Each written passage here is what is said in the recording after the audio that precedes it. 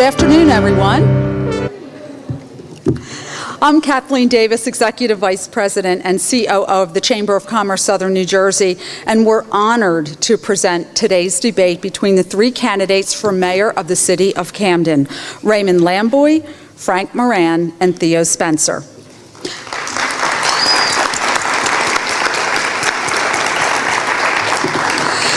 Our chamber's roots run very deep here in the city. Just 8 years after the Civil War ended, a handful of area CEOs realized that they needed a united voice on issues and formed the Camden Board of Trade.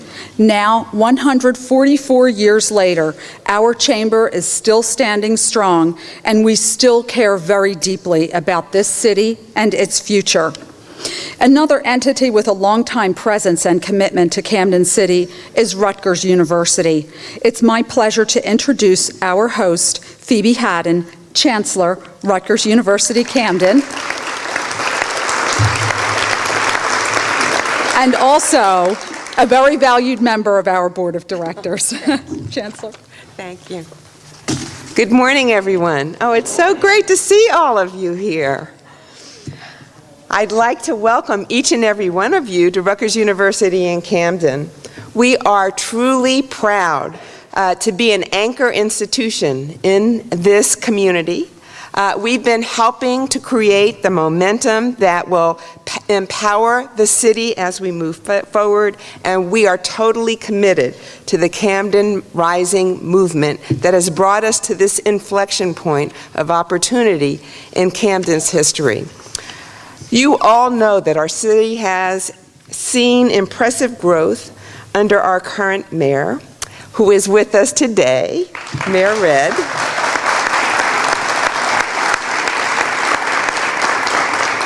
Can I say our alum, Mayor Red?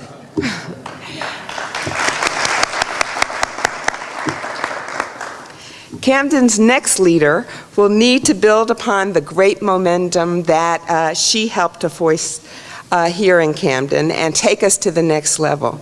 Please know that Rutgers is committed to working closely with our next mayor on this project.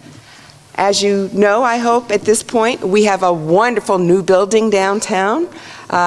It is the Nursing and Science Building, and it will be opening. It will be opening literally in a few days to enable people to move in, and we will in fact have classes in there in September. And I mention that because it is part of an Eds and Meds corridor that we will be a contributing part of going forward. So this is very important for the city and critically important for our growth as a university. So as Rutgers is attracting more families and students to come here than ever before because of this growth, we know that we will become nationally known as a model for how universities can partner with their communities and how we can use our civic engagement courses and programs to make sure that the very best things go on in this city with our support. So I want to say that Rutgers is all in on Camden Rising, and we look forward to working with the mayor. Thank you. Have a great afternoon and morning. Thank you, Chancellor Haddon, and let me also thank Rutgers Camden for hosting today's debate. And, you know, without a doubt, after hearing those comments, there's no doubt that Rutgers is certainly committed to this city and ensuring a quality education to those who attend this wonderful university. And I also want to thank Rutgers for arranging to have this debate live streamed. And I also have to thank the League of Women Voters for providing the format, ground rules, and the moderators for today's debate. The League has been a great partner, and we're so pleased to be working with them once again to present today's debate. And to the three candidates, thank you for agreeing to participate today. Clearly, you are all committed to making a difference in the lives of Camden City residents, and I congratulate you all and wish you all the very best of luck. Finally, let me thank all of you for attending and for anyone who might be tuning in. I hope that you've had a chance to write your questions for our moderator. I know we do have a stack of them. The moderator will be posing the questions to the candidates. candidates. And throughout the program, if you do have a question, please raise your hand. We have two staff members who will be collecting your questions, and I will present them to the moderator. So without further ado, let me turn the program over to our moderator, Harriet Snyder from the League of Women Voters, who will explain the format and ground rules of today's debate. Harriet?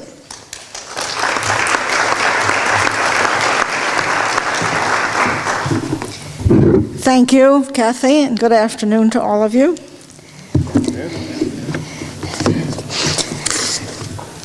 On behalf of the League of Women Voters of Camden County and the Chamber of Commerce and, of course, Rutgers University, I also would like to welcome you to this candidates forum.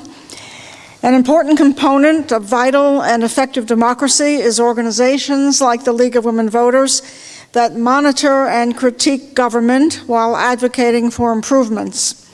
For example, we stand for accountability and openness, decision-making free from special interests, fair and universal voter registration procedures, and high standards of ethics. If citizens don't demand good government, they won't get it. League membership is open to all adult citizens, male and female, who share the organization's values and purposes. Providing moderators and timekeepers for forums like this one is an important part of the League's mission, since one of our goals is to promote informed and active participation in government. The League is trusted to run forums and debates because it is strictly nonpartisan. This means that while we study and take positions on issues, we never support or oppose individual candidates or parties for elective office. Furthermore, Camden County League policy is that the moderator must not be eligible to vote in the election being moderated, and therefore should have no personal interest in the outcome. So I'm eligible to moderate a forum in Camden City because I don't live in Camden City. Okay, let me introduce the timekeeper. Our timekeeper today is Claudia Tucker-Cato. She will give 15 seconds warning to the candidates by holding up the yellow side of the paddle. Then she will signal that time is up by showing the red side of the paddle. In this primary election to be held on June 6th, we have 3 candidates running to be the Democratic candidate for mayor of Camden. All of the candidates are participating today. The forum will begin with 2-minute opening statements, followed by audience questions submitted on cards. If a question is directed to a particular candidate, he will have 90 seconds to respond. The remaining candidates will have the opportunity to respond and will have 1 minute to do so. If a question is directed to all candidates, each candidate will have 1 minute to respond. And finally, each candidate will have 2 minutes for a closing statement. Okay, so let us begin. Okay.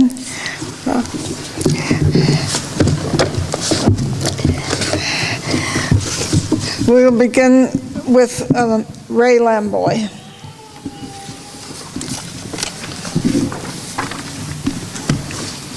Well, good afternoon. I'd like to thank the Chamber of Commerce of South Jersey for organizing this event, and especially Deb and Kathy for setting the stage for a very important conversation we're going to have this afternoon. I want to thank you all for coming out today in this rainy weather, away from work, on your lunch hour, and whatnot. I'd like to also shout out to my wife and children. My wife is here with my daughter, Lily, who's celebrating her first birthday today. Oh, wow. And my son, Ben, who's in school right now. I have my father, Candelario, my mother, Carmen, and my sisters, Annabelle and Jackie, here as well. I'd like to also recognize my council slate, Tracy Hall Cooper, a retired police officer and a passionate advocate for young people in our city. Namibiel, she brings a quiet strength to her work, focused on social justice and arts for youth in our city. And Quidzel Bethia, an impressive young man that is inspiring to watch as he works with young people in entrepreneurship and leadership. I am running for mayor to make Camden work for everyone, where everyone has an opportunity to rise, not just a chosen few. I am running for mayor to return control of the city and the destiny of our families to its residents of this city.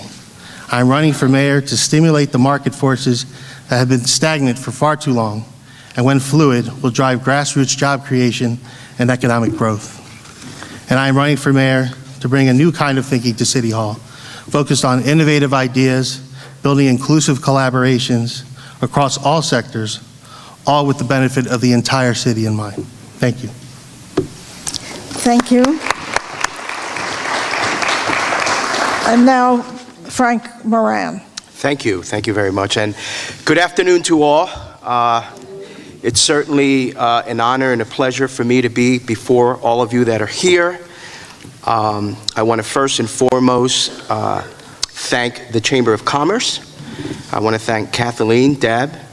I want to thank Phoebe Haddon, the Chancellor, for hosting this wonderful forum.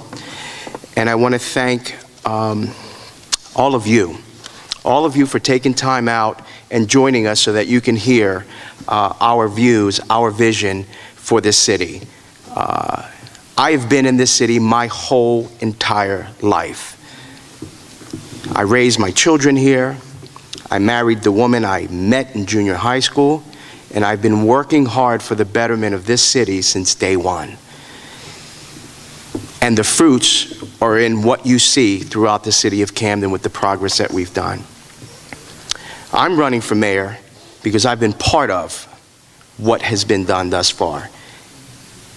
My vision is to continue to improve the quality of life for everyone in the city of Camden. We, for many years, didn't have the opportunities that we see today. And those opportunities are real opportunities.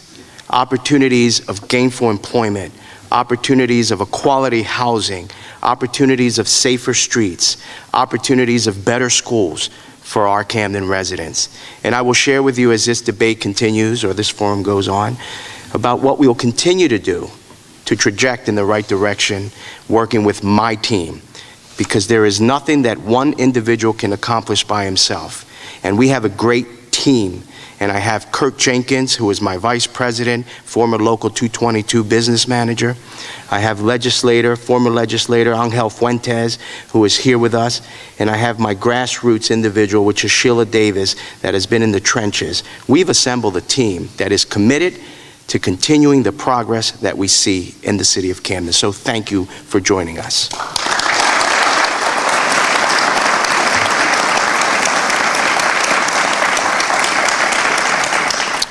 And now, Theo Spencer. Good afternoon, everybody. Thanks for coming out. My name is Theo Spencer. I'm a lifelong resident of the Parkside section of Camden. I have a bachelor's degree in chemistry from Howard University. I have a master's in business from Tulane University.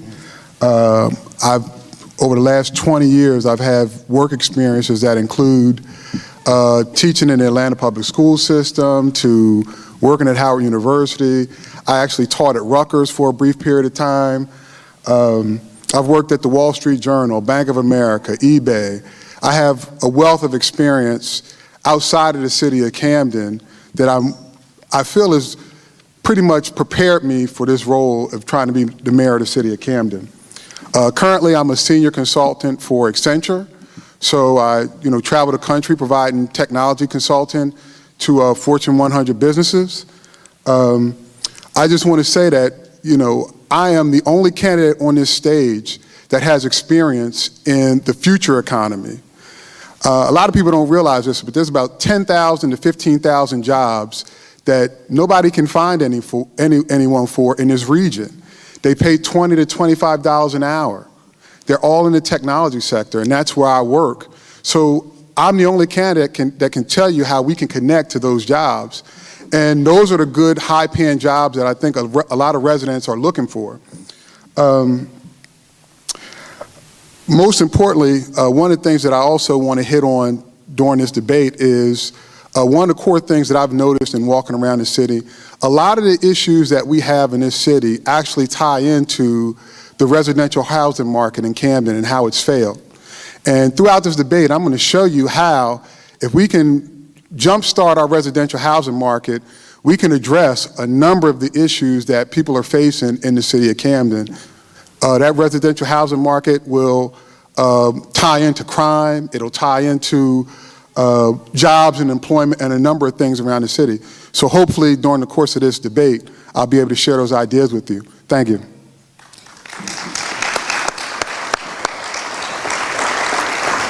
Thank you very much. And now we will go to the questions that have so far been submitted. There are a lot of them, so I don't know if we'll get to all of them, but the first one is addressed to all the candidates, and therefore each one will have 1 minute to answer.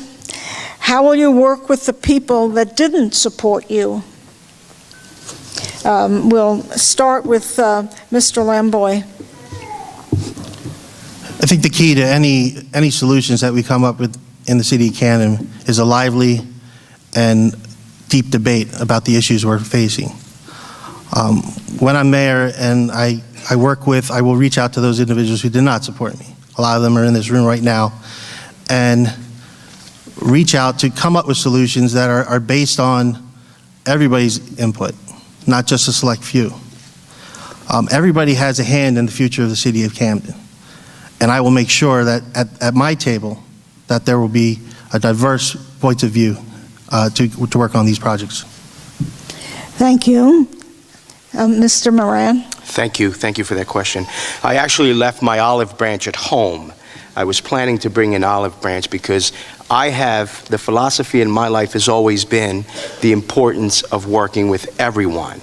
I've been the council president of the governing body of the city of Camden for 7.5 years. And one of my biggest accomplishments, or the biggest accomplishment, has been able to work with every single council person, every single person's idea to come together and collectively make the right decisions for the betterment of all the residents in Camden. And more importantly, I know every corner of this city, and I know folks in every corner of this city, and my commitment is no one person is smarter than all of us put together, and I look forward to those that may not be supporting me right now, that come January 7th and after the November election, the doors will be open for you to come in. If you have great ideas for the betterment of Camden, we will be open to the suggestions. Thank you.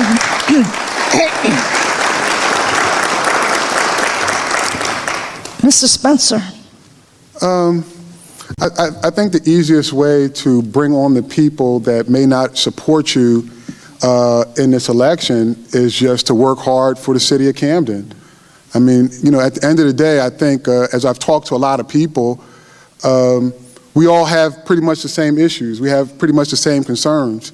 So anybody that may not have supported you in the primary election, when their street is cleaned, when that abandoned house is taken care of on their block, I mean, that's when they join in.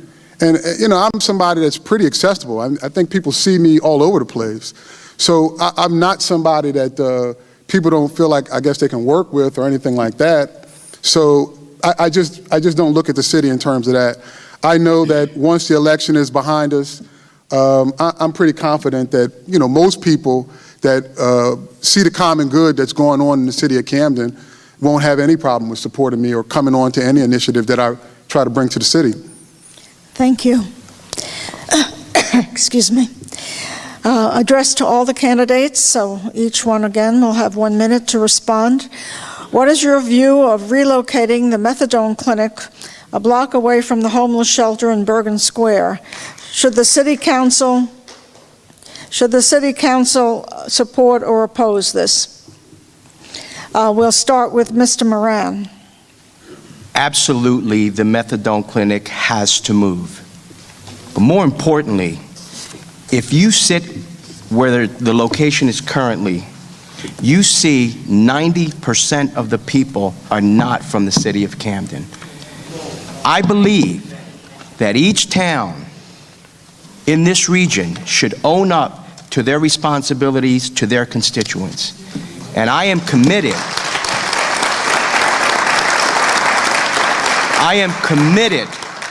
to relocate it from there outside of the city or wherever it has to go. But that clinic, where it currently stands, cannot continue. It's hurting the development in the downtown area and in the city of Camden. Thank you. Mr. Spencer. I think it's a great line of applause when you say you want the methadone clinic out of the city of Camden, but Mr. Moran and the current administration are part of the reason why these things are here. I don't see the advocacy to keep those things out any other time than being in front of a public forum where you think you're going to get an applause line. So the reality is, I've always been somebody that's believed that everybody has to shoulder their responsibility for that population of citizens. A lot of them don't live in the city of Camden, but I mean, the time to realize that isn't now on stage. You guys had, years to figure this out and to do something and advocate on the behalf of residents who have these people that are at the methadone clinic just wandering around the city. So I just don't think it's good enough to say, oh, well, I want to move it someplace else. But you're in control right now, and you're part of the team right now that could have advocated to move it someplace else. So what's happened? Okay. Thank you. Mr. Lamboy.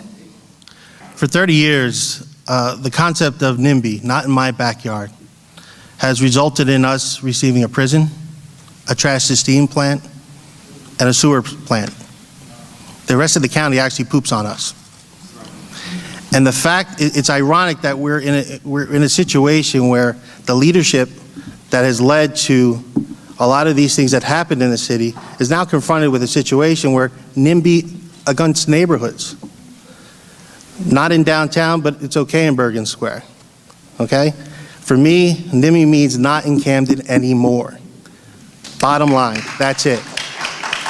The proof in the pudding will come when the planning board application comes forward and city council has to adopt it, and I'd like to see how Councilman Frank Moran votes.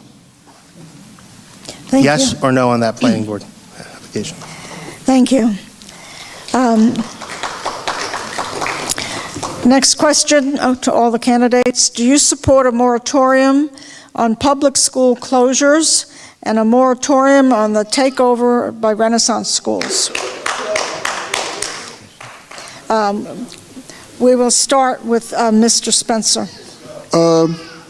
Yeah, I'm a former school board member, and I think the expansion of the charter schools and Renaissance schools and the closing of the public schools has been it's been a mirage, and it's been kind of perpetrated on the residents. I think if you ask most residents, they would rather have less schools with more programs than a choice of 50 schools where the administration changes every year or whoever's running the school changes every year. It's not fair to residents. And I think the mayor is going to have to take a role in standing up on behalf of the public school system. I'm a product of the public school system. And I think we need to reconstitute our public school system so that it supports kids. It's crazy to me that kids are traversing the entire city, going past schools that are in their own neighborhoods. And this administration has basically said, oh, well, that's a great thing, but it's not. I mean, you shouldn't have to. I see people that live on the other side of town. Thank you. Come to my school. Finish your sentence. Okay, no problem. Okay. So, yes, I support a moratorium on the expansion of charter schools and Renaissance schools. Thank you. I think when it comes to the education debate, there is a question of accountability. And right now, there's only one party in this debate that's being fully held accountable. That's the public school systems. Their staff is being cut, the resources are being cut to these schools, and then they're made to compete with other schools that are not on equal footing. When I'm mayor, I'm going to be thinking about those 15,000 school-aged children and ask for accountability for all. Regardless if you're a public school, a charter school, or a Renaissance school, we will set the barometer of whether you're preparing our children for the future to compete for those seats in colleges and tech schools against kids in our region. Right now, it's not happening. When you look at the dramatic intervention that we've had in the increase of charter schools and the increase of Renaissance schools, and you see the headlines of incremental improvements, that a narrative is being built to support a policy that is not delivering, I have a problem with that. And when we go, when I'm in mayor, I will make sure we hold our schools accountable to change our children. Thank you. Mr. Moran. Yeah, let me say this, that Mr. Lamboy did, for the record, vote for it, so he has a different stance today. But nonetheless, I think what we fail is that the common beneficiaries are the children. We got to do what's right for them. How is it possible that children in the suburbs are learning in amazing modern day schools, and our kids in Camden are in schools without water fountains, substandard classrooms? We have seen an unprecedented amount of construction to give our kids those quality schools that they deserve. And we should do that. Not for me, not for anyone up here, but for those children. And I strongly believe that a partnership, a true partnership, because we can't leave the parents out.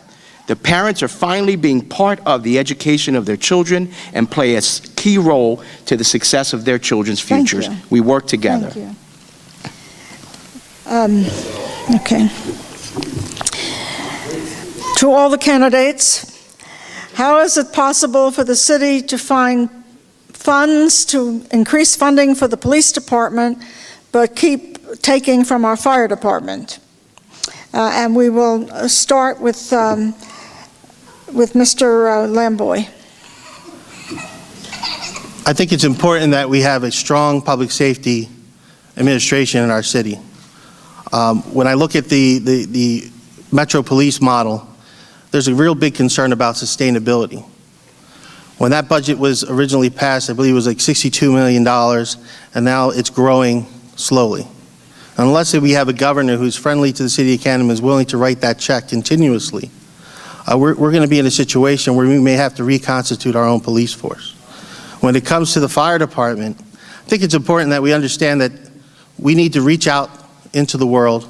We need to reach out to our newest neighbors, the Subarus of the world, the Haltechs of the world, the 76ers, and those news companies coming in, and bring them to the table in partnership to really address some of the challenges that this city is facing that will be an impediment to rebuilding the market forces in our city for job creation, for housing development, and the like. When I was working with Camden Churches Organized for People, we tried to get community benefits agreements in place, and we were thwarted by the current administration. Thank you. Mr. Moran. I stand here, sit here proud today to say that I was part of the change in the public safety paradigm of this city that today sees a decrease in violent crimes and an increase in community policing. I not only have a exceptional relationship, I have a great relationship with our current chief, John Scott Thompson, and they are doing an amazing job with changing the whole police mechanism in the city of Camden.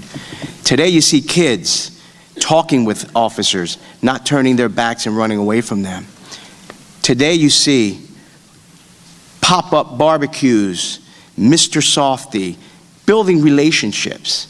And let me tell you, our fire department, I commend you if you're here today, because when everyone else is running out of that burning house, you're running in. And I support you guys that are here, and we'll continue to support you guys, because it is key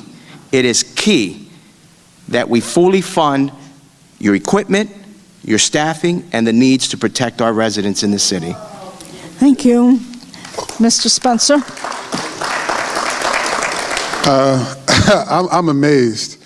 You know, while they were, I guess, orchestrating this paradigm shift, I learned from the president of the NAACP that a lot of what brought on the need for the Camden County Police Department was kind of orchestrated to make the police department look as expensive as possible so they could make the argument to shift it someplace else. In that time, my house got robbed. I called the police, and they told me they couldn't come in my house, but they'd take the police report over the phone.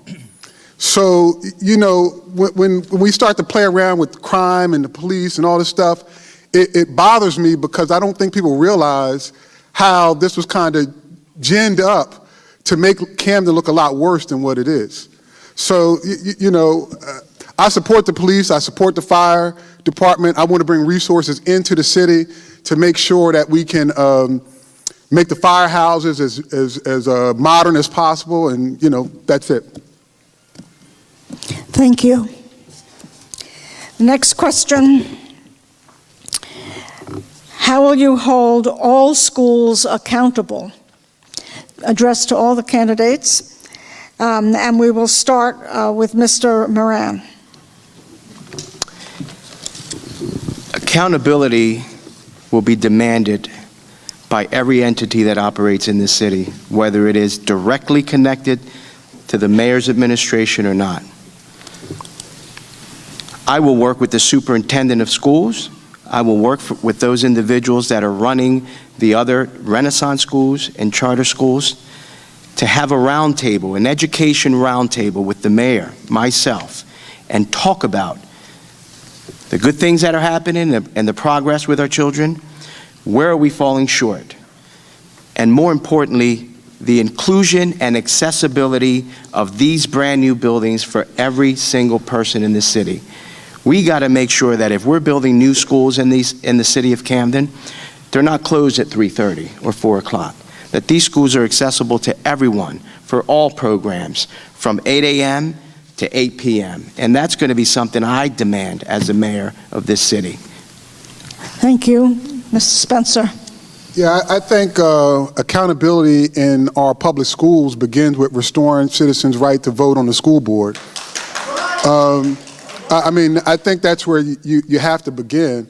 I mean, as mayor, temporarily, I think the mayor still has the power to appoint school board members, and I'm certainly open to making sure that process is as open as possible and not the closed process that I was involved in when I was appointed to the school board. I think the other thing that we have to point out here is we're talking about the schools.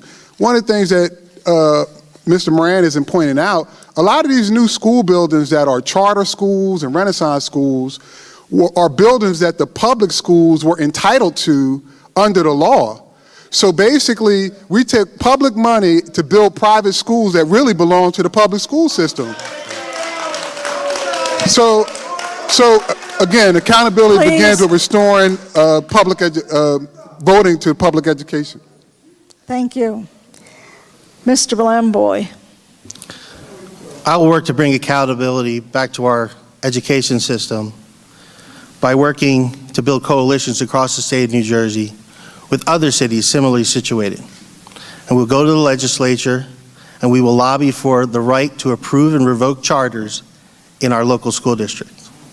I will work to bring an elected school board back to our city and empower them with that power to approve and revoke charters. I will ensure that that school board reviews the contracts with our Renaissance schools and holds them accountable for their performance measures, for their educating our children. And finally, I will work to develop a unified set of measures that all schools will report to and that we will all have a fair and clear understanding of how our schools are educating our children. Thank you. Thank you. Next question to all the candidates.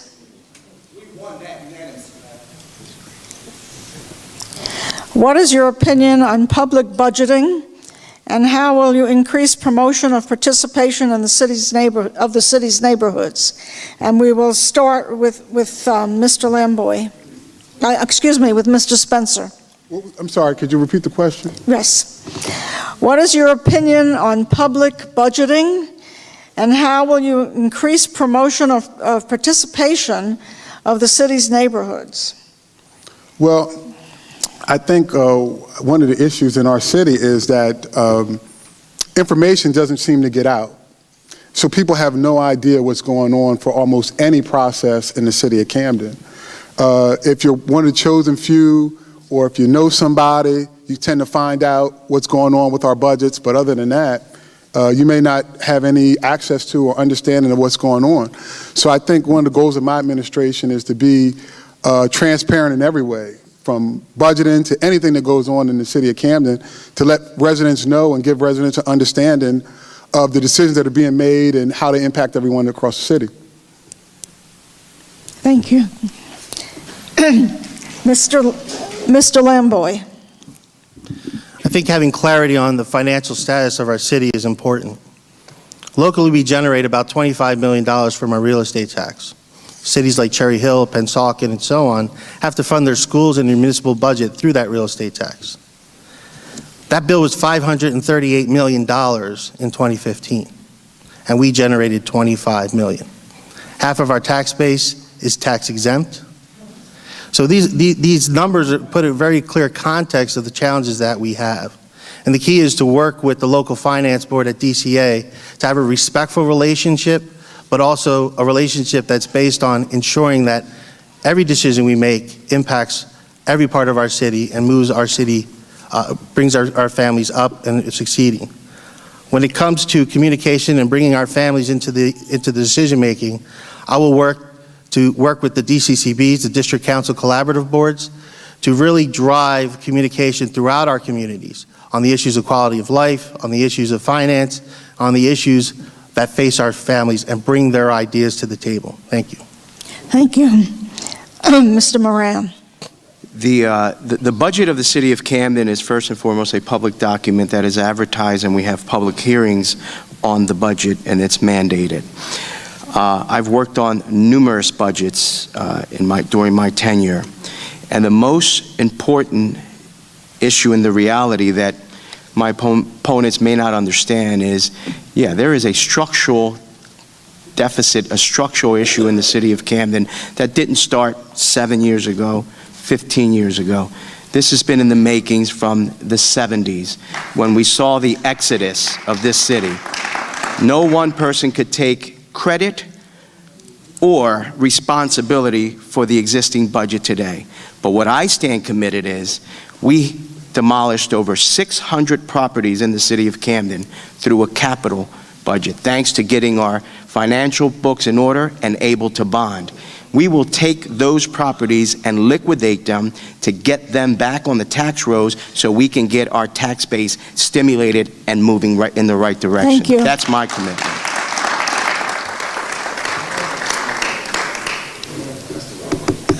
The next question to all the candidates. How would you solve or improve our homelessness challenge in the city? And we will start with Mr. Lamboy. I think our social safety net in the city of Camden is a very important piece of the puzzle in revitalizing the city. There are a lot of challenges around mental health, drug addiction, and various economic issues that drive the homelessness question. I think it's important that we work together with all sectors of the economy, the community, the nonprofit community, our corporations, and government to come up with the solutions to move these young people and individuals from addiction and mental illness to a stable situation in a home with a job and a future. Thank you. Thank you. Mr. Moran. Homelessness is an issue, and we work with social service entities throughout the city to address their needs, but we fall short. We have individuals that have given their lives in Vietnam and various wars and are sleeping in the streets of Camden. How is that possible? How is that possible?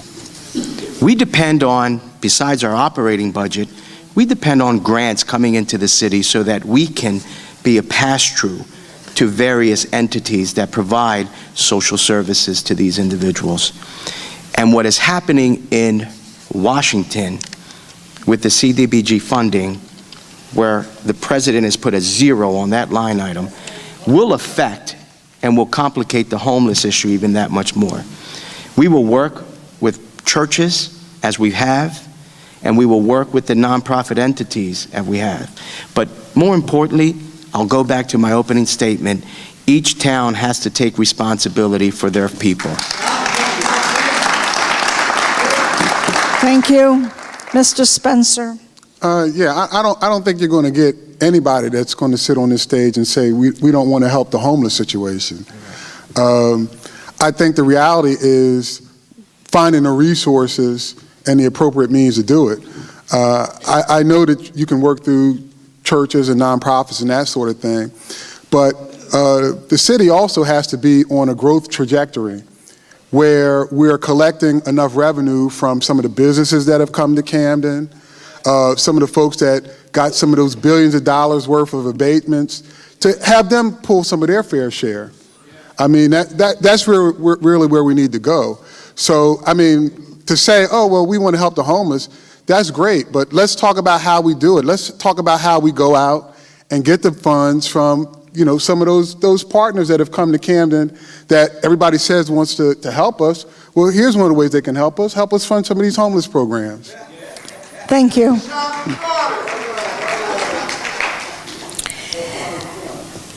To all the candidates, how will you work with county-level political leadership? And we will start with Mr. Moran. Let me tell you, the fruits of what we see today is not because one person or just the mayor. The progress that we see in the city is because we've had a World Series championship team. We've had a team from our Congressman Donald Norcross to our state legislators, to our county officials,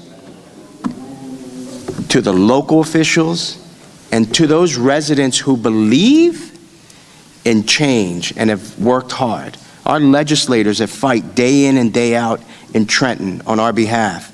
And we have Assemblywoman Pat Jones, and we have Assemblyman Arthur Barkley here. These individuals know what it takes to fight to get the little that we do get from Trenton. No individual, no one person up here can bring change. If they tell you that, they're telling you a story. There is importance in team and accomplishment in team. Thank you. Mr. Spencer. I mean, listen, nobody's going to sit up here and say they're not going to work or cooperate with people in the county or people in city government. I mean, it makes no sense. Obviously, whoever the mayor is going to try to work as hard on behalf of the city of Camden and on behalf of the people as possible. But as I've walked around the city and I've talked to different people, a lot of folks feel like there's no fighting spirit in city government anymore. There's nobody fighting on behalf of the residents, and I mean really fighting on behalf of residents. So what I hope to do is I hope to give people the idea and understanding that I'm going to fight for what Camden deserves. And I'm not going to sit back and take whatever the county says or this group says or that group says that's in our benefit that I don't feel really is in our benefit. So we'll work where we can work together, and where we can't, I'll put up the fight that Camden residents deserve. Thank you. Mr. Lamboy. I think county government is very important and integral to the future prospects of the city of Camden. The resources that flow to the county are large, and the workforce that they have is there. I think the key difference between my approach working with the freeholder board and the county government is that I will not hand over control of our departments to the county to operate for us. I will ask for their partnership. I will work in cooperation and collaboration to augment our capacity, but I will not hand over our departments. I think it's important that we bring everybody to the table. In my opening remarks, I mentioned the word inclusion. For 5 years, I've seen an economy of exclusion in the city of Camden. Voices not being heard, people not being brought to the table, and a policy and narrative being driven through with very little input from the community. I think it's important that we work and put an apparatus in place like the District Council Collaborative Boards. Thank you. To bring the voices of our community to the table for solutions. Thank you. Thank you.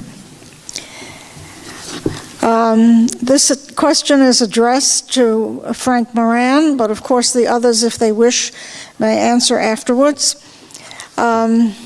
Your campaign literature implies that you and City Council are responsible for the 80% decline in homicides from 2016, I suppose, to the present they're talking about.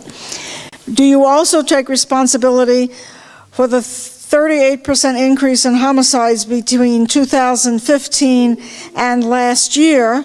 And I'm going to combine this with another question, which is related, which is, do you think crime is really going down?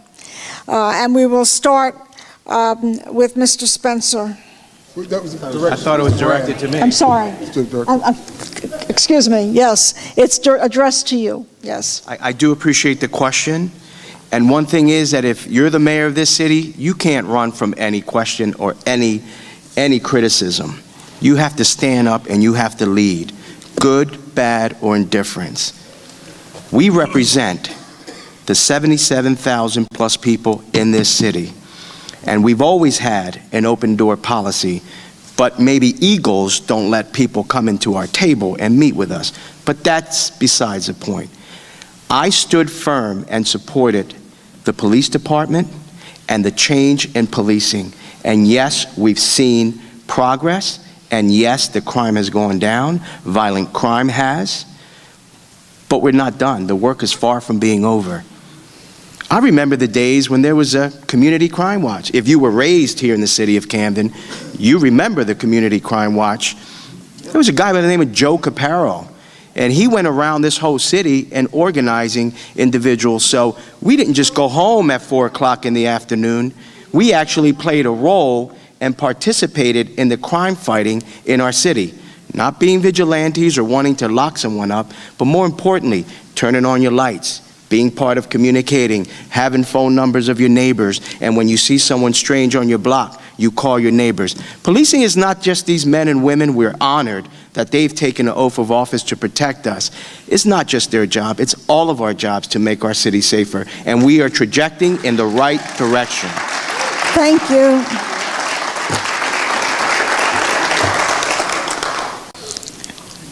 Okay, and if the others don't want to address it, do you want to address the question? I would just say that when I looked at the literature, I think all 5 of the things on his card were misleading. I mean, it's saying that he's taking responsibility for improvement in the schools. Well, unless you're on the school board or unless you have some direct control of what's going on in the school, how can you claim responsibility for that? It's like he says, oh, well, there's $10 million in small businesses. But like $2 billion went to these companies. So, I mean, there's a lot of contradictions on there that aren't really directly related to things that are on the card. So if you're taking credit for things that you really weren't directly responsible for, I don't understand how you're going to, as mayor, take responsibility for things that you're, that's just my opinion on it, so. Thank you. Do you want to address the question? Is there a response? No. No. No? Does Mr. Lamore, do you want to address the question? Yes, you may. I think I want to make sure everybody understands my history here in the city of Camden. My family, my father started his furniture store, he's here today, in 1970 here in the city of Camden, when it was a thriving community. There were 8 furniture stores on Broadway and they were all making money.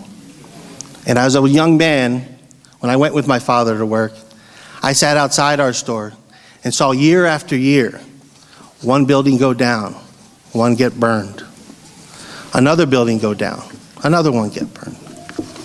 I went off to college, got my degree in economics at Rutgers, alumni here as well, and came back. And we were the last of 5 buildings of 30 buildings on the block. There were 5 left, and we were one of them. We were one business left on a block. Okay? So when I worked in my store, I worked and tried to turn our business into a manufacturing company. I trained youth to make furniture, to give them an opportunity to build and sell an office line of furniture to help them grow. I went on to work for LAEDA, where I've helped over 556 businesses get started here in the city. Thank you, Mr. Lamboy. Thank you. This question is addressed to Theo Spencer. As a candidate for mayor, why did you not find it necessary to align yourself with a full slate? I would say that it's not that I didn't find it necessary, it's just that I wanted to make sure that whoever I ran with had the same principles that I did and the same goals that I did. But most importantly, what I find interesting about that question is, implicit in the question is, as mayor, if I bring great ideas to the table to city council, nobody will support them. And somehow that's a mark against me and not a mark against the people that are supposed to be supporting the residents of the city of Camden.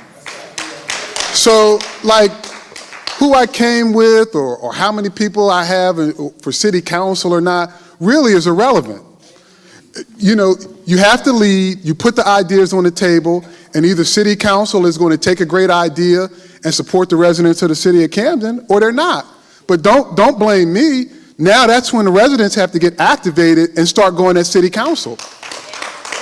Like, Camden is the greatest political job you can have because these folks skate on a lot of things that they should be upholding for the residents, and they don't.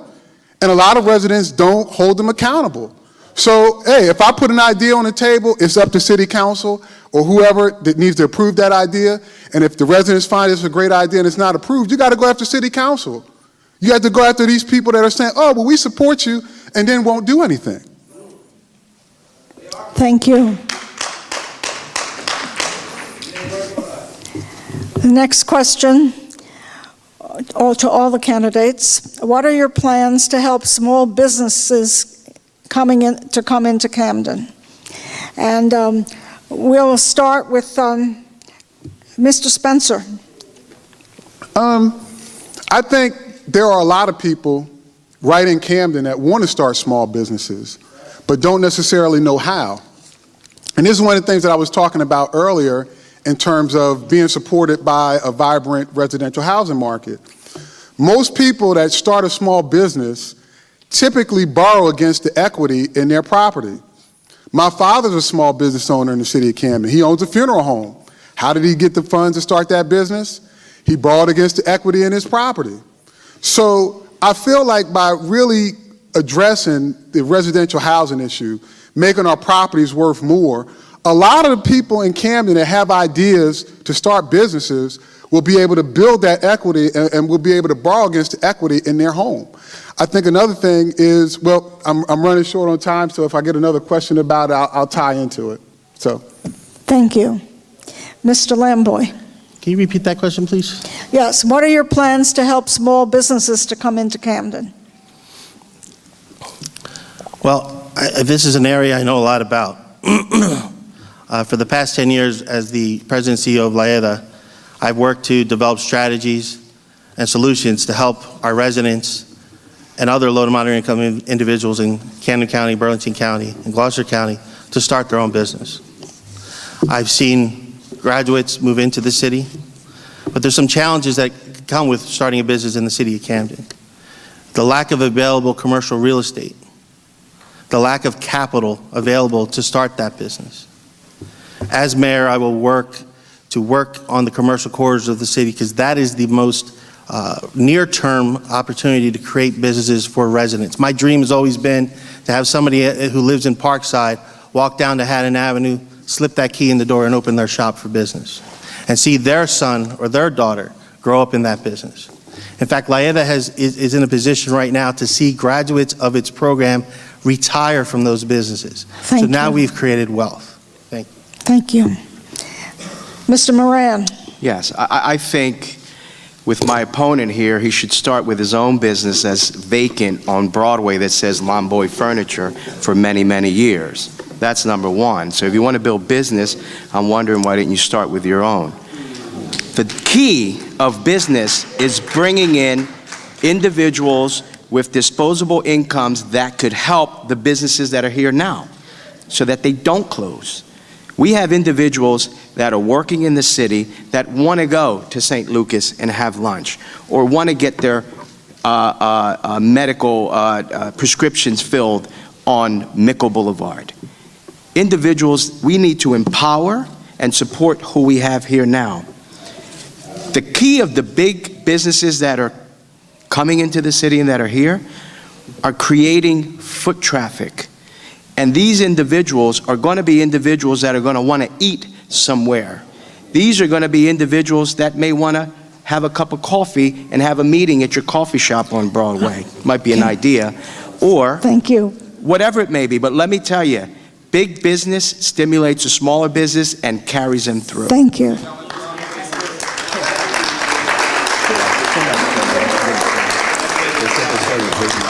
Just to all the candidates, how many jobs will Subaru provide for Camden residents? And we're going to start with Mr. Lamboy. What was that question, I'm sorry? How many jobs will Subaru provide for Camden residents? Wow. That's a really tough question to answer. 0, right? There is a promise of 100 jobs over 10 years, if you read the application. When you look at these strategies that we're pursuing or bringing these big businesses, I think back in 1980 or 90, trickle-down economics was debunked, right? You bring in a big, successful company or make these eds and meds really strong, and the economic impact will trickle down to the neighborhoods. People will buy coffee. It's hard to buy coffee when you're on a shuttle bus driving through downtown because you don't want your employees walking the streets of Camden. It's very hard to buy coffee on a commercial corridor when you don't want to walk 3 blocks to your campus in Gateway. It's important that we bring in companies that have jobs for residents today, not 10 years from now, not 15 years from now. We need those as well, but we need residents working today. Some 9,000 people are out of work today, and we're bringing in companies, $2 billion with very few jobs. Thank you. Mr. Moran. I'm going to talk about what we've done so far.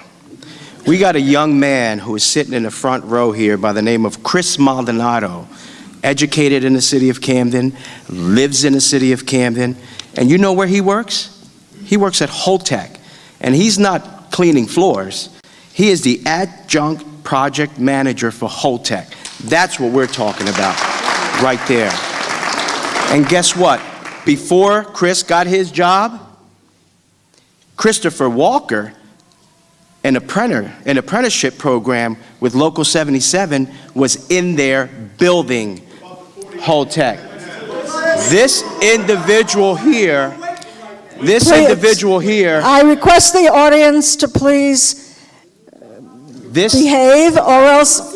This individual here is a resident of Parkside who has a career in the trades now.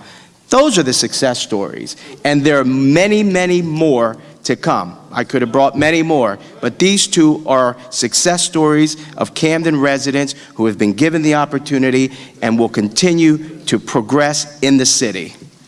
Thank you. Mr. Spencer.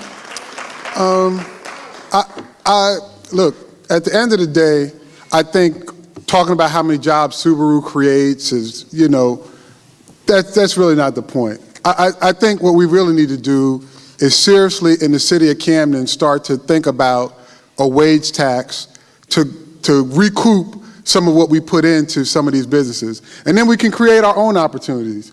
I'm not about to beg Subaru to hire people. Either you think we've got it or you don't.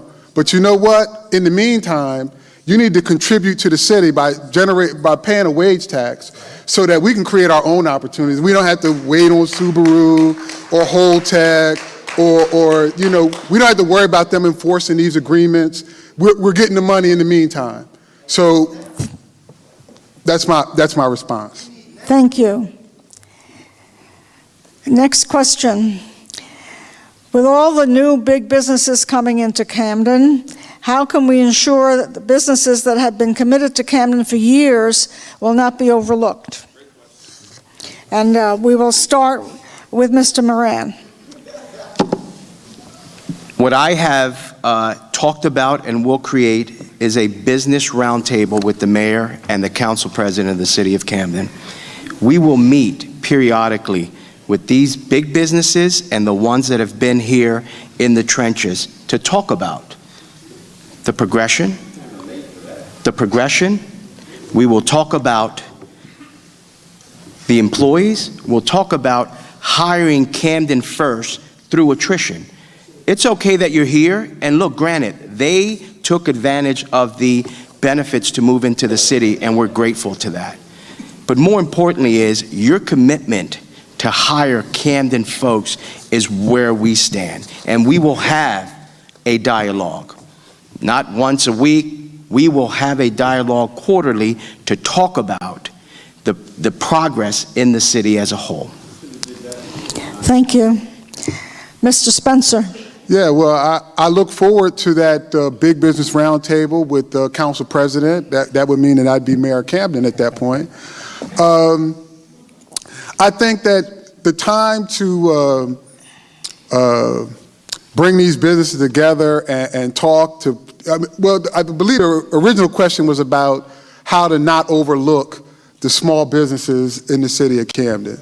And I believe that Mr. Moran is basically part of the crew that's already overlooked a lot of those small businesses and what's come to Camden. So, I mean, look, at the end of the day, I work for a very, very big business. I understand big business, but my father's a small business owner, and I understand small business too. I know what small businesses need in the city of Camden to not be overlooked, and I'm willing to bring those things to the table. Thank you. Thank you. Mr. Lamboy. You know, in my travels around the city, I come across business owners that say to me, Ray, what about us? Every time they give away a big tax break to these companies, it puts more pressure on us to pay taxes. And when the city's coming up short, they do a fundraiser. I say, what do you mean by a fundraiser? They send out the inspectors to start writing tickets. They're preying on us. We've been here. We're providing service to the community. We've put our family's livelihood on the line in these businesses, in these commercial corridors. What about us? A business owner who says, I'm going to improve my property, I'm going to pave over my parking lot. 2 weeks later, tax man is there to raise his assessment, to raise his taxes. Okay, as mayor, I will work to incentivize that our small business make investments in their properties, hire our local residents, and give them opportunities to have abatements of their own for making investments in their properties. Thank you. Thank you. Next question. Following national goals and goals of Representative Norcross, how do you see the city of Camden assisting in LGBT issues? And we'll start with Mr. Spencer. I was unaware that the city was against LGBT issues. I have no idea. You know, I think whoever is the mayor has to represent everybody. So I don't necessarily separate, you know, gay or queer from, you know, any other constituency in the city. So whatever constituency is here, I mean, you have to represent them, you know. So, but I don't think I'm familiar with, I guess, this divide or these initiatives from, I guess, Congressman Norcross. I only read the questions, I don't write them. Mr. Lamboy. Would you mind reading that again, please? Right. Following national goals and goals of Representative Norcross, how do you see the city of Camden assisting with LGBT issues?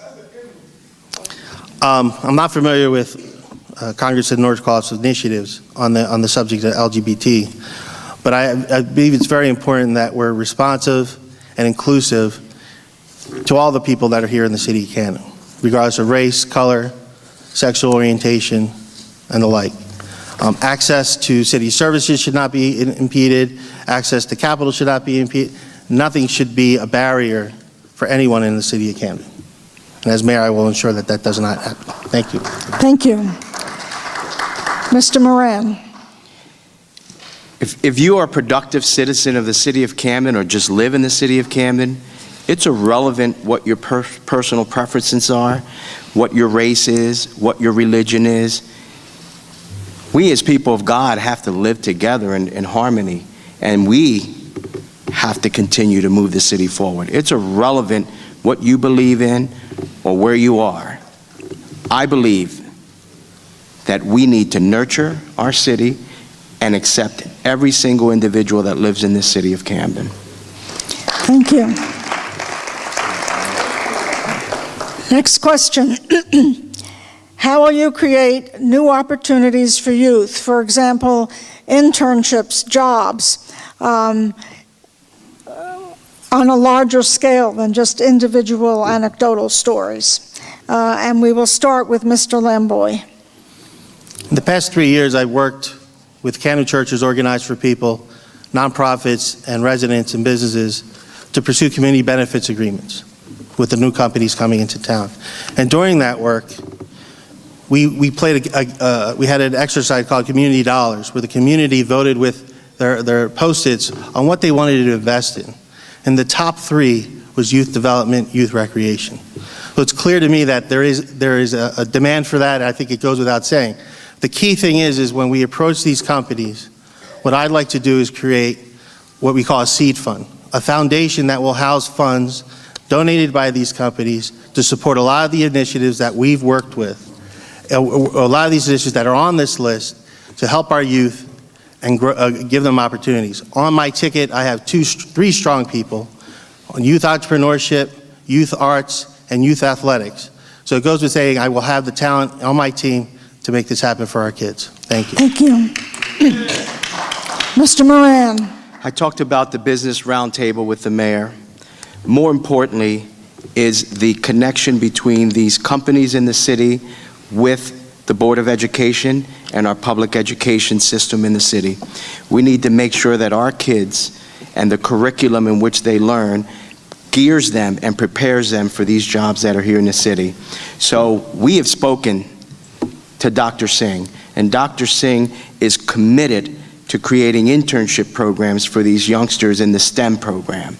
We have spoken to the American Water Group, who are committed to give an opportunity to our children to become interns in their businesses. And that's a commitment that will be ongoing as we continue to evolve and improve the quality of opportunities for our people in the city of Camden. Thank you. Mr. Spencer. Could you repeat the question, please? How will you create more new opportunities for youth? For example, internships, jobs. Success stories are great, but if everyone isn't succeeding, then there's still an issue. Yeah, I think the best thing we can do for youth in the city of Camden is to restore a vibrant school board, because that's where a lot of these issues that deal with the kids in terms of the opportunities, that's where they're supposed to be. The fact that we're looking for the mayor to create these opportunities for kids, it really takes away from the functioning of the people and organizations in the city that are really supposed to be creating those opportunities. I mean, I think it's great to say, I have folks on my city council slate that work with kids, but that's not what we put people on city council to do. If you want to work for kids or work with kids, you can create a nonprofit. It's really about making the city as functional as possible. And when we do that, that's when these programs pop up and these opportunities pop up for the kids. But that's what the mayor really does. It's making the school system and making everything as functional as possible, and these things will organically grow. Thank you. The next question is more of a plea than a question, but I asked the candidates, how would you address the concerns of the citizen who wrote this question? Please fix the streets all over Camden.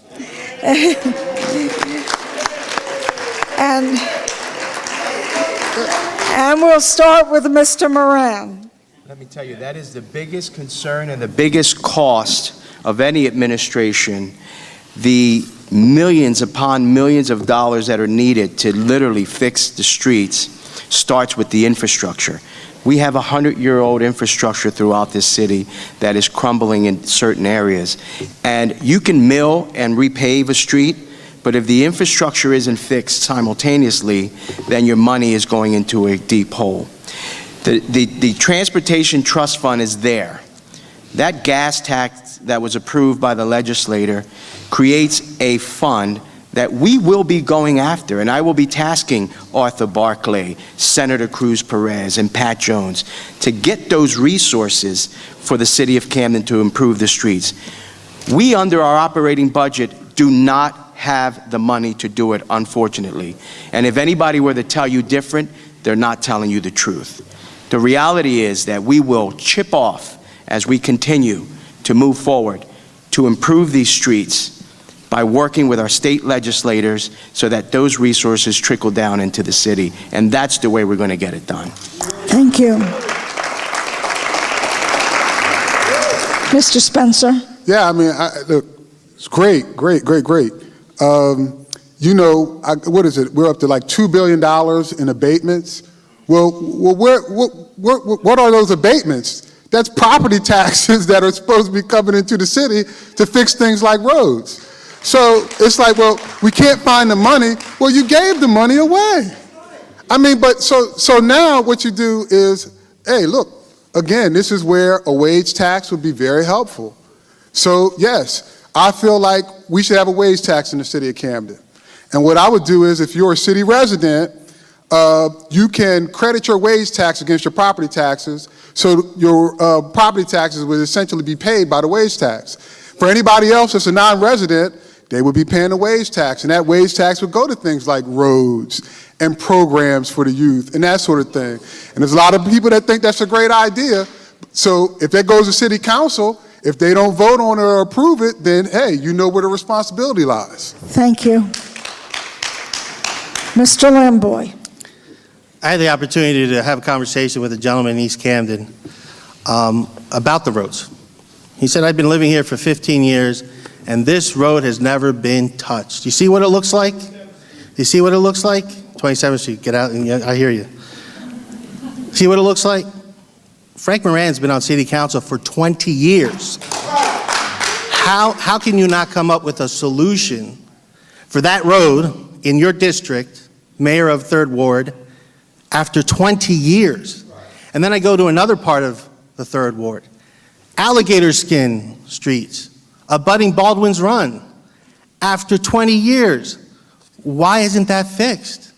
I hear over and over, I have to replace my suspension every 2 years driving in this city. I had a friend come and visit me. He says, Ray, I don't want to, nothing for nothing. I'm not afraid of the public safety. I'm afraid of your streets. I don't want to come back to you. I'm going to mess up my car coming in here. So if you're going to stimulate housing, if you're going to stimulate economic growth, you got to fix the streets. It tells a lot about a city when the streets are in that condition for so long. Thank you. Next question, and we will start with Mr. Spencer. How will you support our low-income residents and ensure that they get the services that they need? Well, I think ultimately in Camden, when you're talking about supporting any, I guess, community or constituency, it boils down to bringing resources into the city and money into the city. So, you know, my number one job is to make sure that there are resources here and to bring resources here.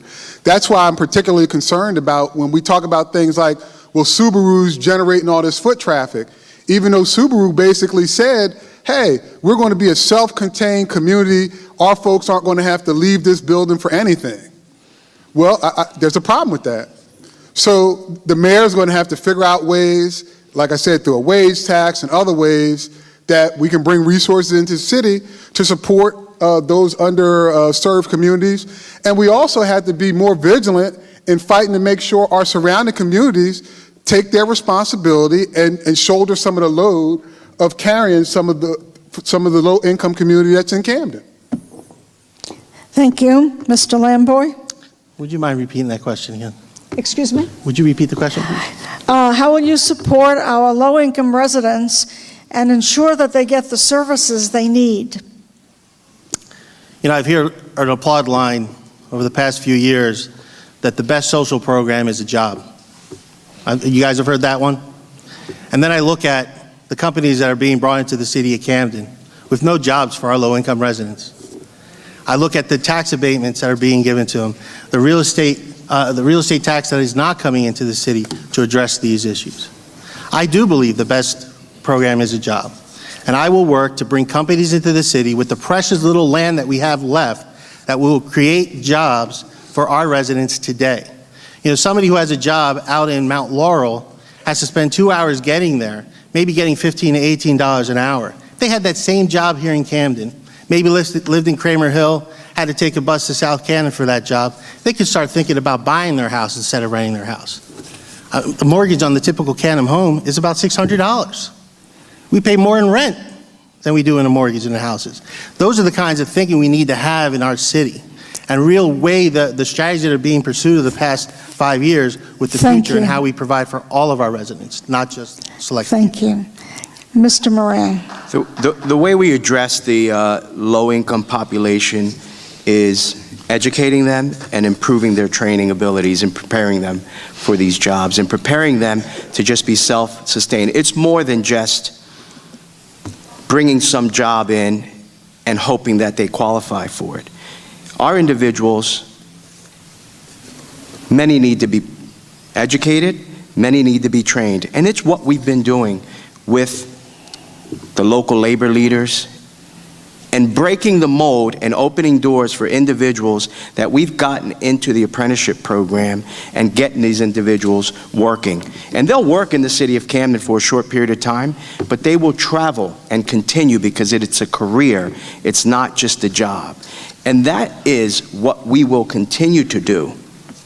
We've done it and will continue to do for our residents to increase their quality of life here in the city of Camden. Thank you.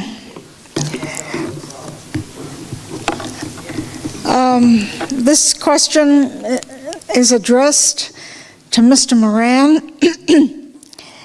What are your thoughts on the unanimous decision of the Supreme Court that the city illegally deprived city residents of voting on their own police department?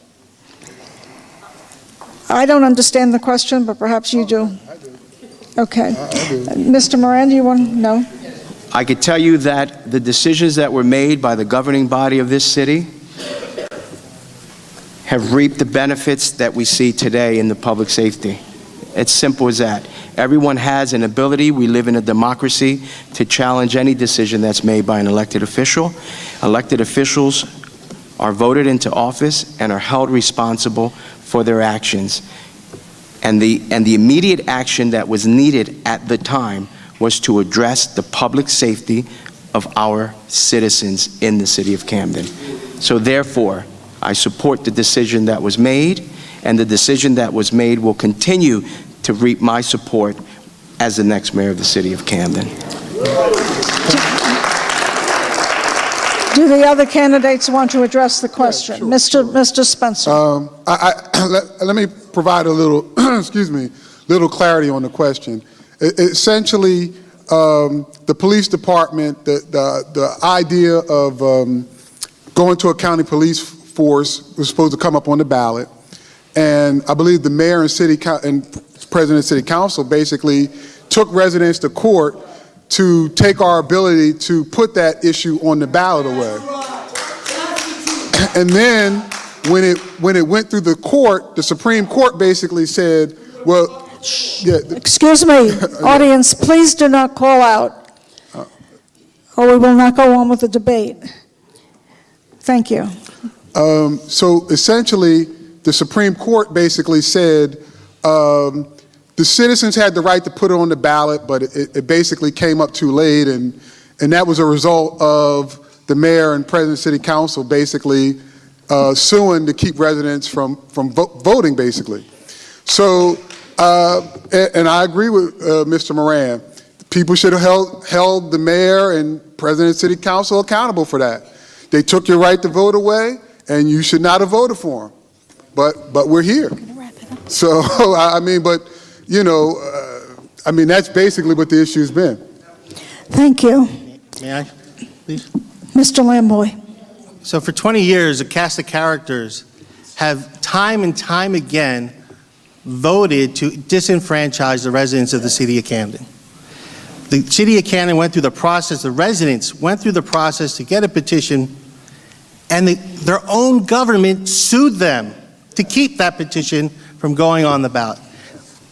And then The residents of our city were not trusted to run their own school board, so these individuals advocated for the takeover of the school district and took the right to govern our schools away from us. And over and over and over again. So if the past is any, how would you say, telling of the future, if for some reason we don't agree with how the fire department's going, we might lose that as well. So we have to stop this now. We need to vote new people in office, and as mayor, I will not sue our residents. Thank you. Thank you. And now we will go to closing statements, and we will start with Mr. Spencer. Thank you. Thank you, everybody, for coming out. I really enjoyed this lively debate that we've had. I think ultimately we have a philosophical question in the city of Camden with this June 6th debate. I mean, it's June 6th election. I think there's a pervasive idea that people in the city of Camden don't have the right or the ability to govern ourselves. And I think that Mr. Moran has been part of the team that has been a part of taking our rights away and demonstrating that we don't have the right to govern ourselves. So what I'm offering is the ability, I'm offering an out button, a reset button to our residents. I'm offering us a way that we can affirm our rights to lead the city. And I'm basically saying, hey, we run the city. Residents of the city of Camden, we run the city. And I'm giving us an opportunity to take our city back on June 6th if you elect me as mayor of the city of Camden. So I really thank everybody for coming out and listening to us for, I guess, an hour and a half. And I'd appreciate your support on June 6th. Thank you. Mr. Lamboy. Well, I want to thank Rutgers, the League of Women Voters, and the Chamber of Commerce of South Jersey for hosting us here today. Camden is at a crossroads. We can continue with the strategies of the past 20 years, our residents being sued, buildings being built without any real connectivity to creating jobs for our residents, and those kinds of policies, or we can look to the future, and look to the future with local control of the decisions of our city, to work with our community, to work with our corporate partners, to really make a difference here in the city of Camden. I will work every day to make sure that Camden works for everyone. And I mean everyone. My opponents, my detractors, my friends, my partners, and my businesses. I will bring everyone to the table to have that conversation. And we will have good solutions that will be able to meet the light of day. That we can stand by and say, this is a good solution, we did it right, we had input, we didn't have 3 people in the room, we had 100 people in the room that made that decision. We had 1,000 people in that room. We had a referendum that was responded to by thousands of people. That is what democracy is all about, bringing the people to the table to have solutions, to vote their conscience and move forward. For too long in the city of Camden, the decisions of this city have been made up by a small group of people, a cast of characters that have not had the best interest of every resident in the city of Camden in mind. On June 6th is your opportunity to take back this city, to vote my slate in column 10. Look for our last names, Lamboy, L, Cooper, Hall, and Bethia. This is the change that we need. This is the change that Camden needs today. 20 years have gone by, and when I talk to people at their door and I tell them, where were you in 1997? And they, why do you ask? That's when Frank Moran took the oath of office. Has anything really changed for you? And they say no. Thank you. Mr. Moran. I just want to thank you very much for joining us and hearing us out today. I'm not the one that pops up every 4 years and want to run for something. I'm not the one that was living in Cherry Hill several years ago in a tree-lined street. I'm the one that was raised by a single mother in the city of Camden, okay, and was in the trenches when you were in Cherry Hill eating dinner, and this guy, I don't know where he was. I was on the school board. I was appointed by the mayor, by the way. I was in the trenches. I've been in the trenches when it wasn't popular to be an elected official, when things weren't going well. So for you to tell me, Mr. Cherry Hill, and grew up and went to schools in Cherry Hill, let's be real here. I was here in the trenches. In the trenches. So don't be fooled by these individuals who can put on a suit and speak articulately. Trust them. Trust the ones that have been in the trenches and have brought you the progress that you see today. Please. Thank you so much, and I can rest assured that January 7th, Will you please not call out? I will be reaching out to these two individuals to not go back to Cherry Hill and don't disappear for 4 years, but join my administration in working as a caring person of Camden. Thank you, and God bless you.